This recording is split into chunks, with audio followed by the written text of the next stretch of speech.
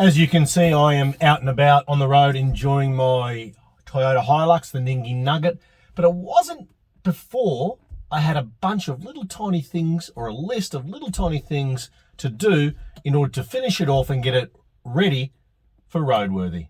Let's have a look.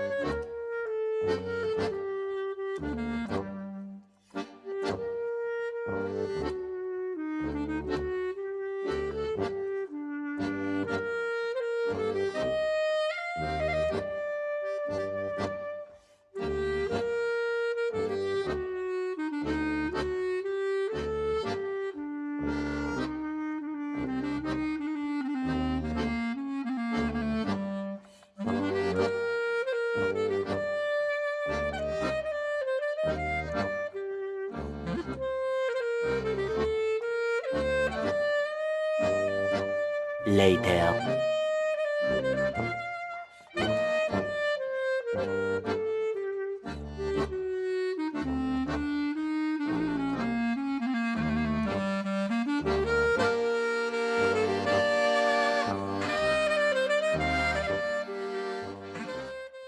We've got crania in here, there's crania in there, crania everywhere. I'm going to try and take that indicator arm off, indicator stalk, and see what we get.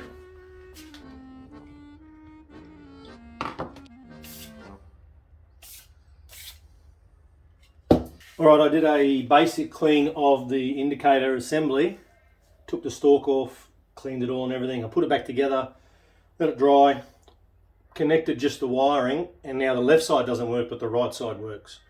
But it's not working great, so I've gone back to the switch, I've pulled it off again, and thankfully this little section comes off the back of the indicator stalk. It's all the contact points for the copper.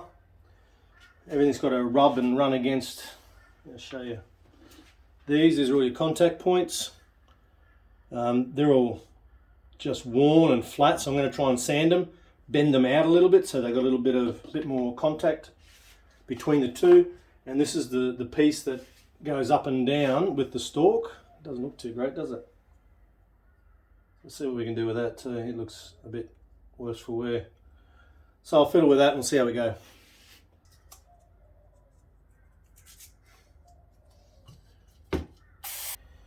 It turns out the plastic slider that moves with the indicator stalk to trigger the flasher was split in two, so I had to use some JB Weld to glue it back together, cross my fingers, and hope it would hold.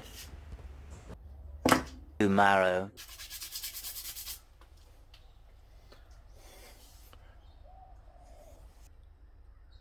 Goes in there, like that, and the stalk arm sits on, where are we? The stalk sits on this here and moves the whole lot up and down. I'm going to put a little bit of grease in there to help it slide. Maybe on this. This little contact goes on the back. As such. I'm going to put it all back together. See if this works.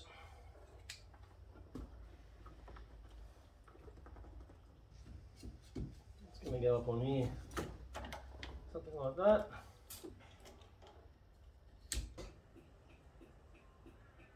Left works. Oh, fuck yes.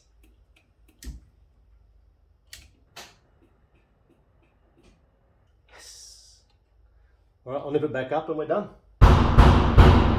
I've headed down to the wreckers this morning. I found a set of mud flaps for the rear bed. They're from the later model, an LN106. Mine is a YN65. They're not quite the same, but I cannot get anything anywhere. A guy promised me in Victoria he'd send me a set. Haven't heard back from him, so I'm not going to sit around and wait. I want them. So these are very close, but I might need to make some adaptations to them. I thought, fuck it, I need them. Let's just go and get them. So I'm at the wreckers here in a place called Willawong. I used to live just up the road in Palara. That's where I grew up as a kid, being a hoon. So we're going to head in there and hopefully find them. We've got dual cab Lux here. This is what we're looking at. These are slightly different to mine. I'll see if we can make them fit.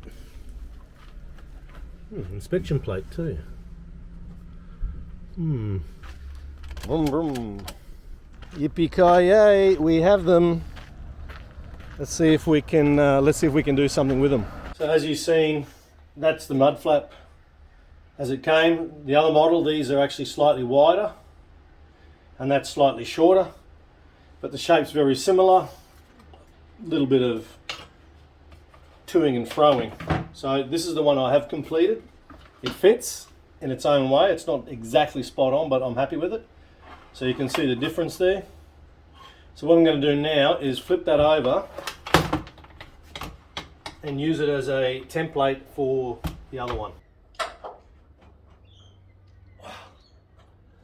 Alright, they're basically right, they'll bolt up okay. Longevity wise, if you're doing a lot of hard off-roading, I'm not sure they'll stand up. But what I'm going to do now is take the old mud flap off. I have shit everywhere again as per usual. And we are going to put on the new mud flap. They're exactly the same. So let's take these off, paint the brackets up, put the new mud flap on and then bolt it all up.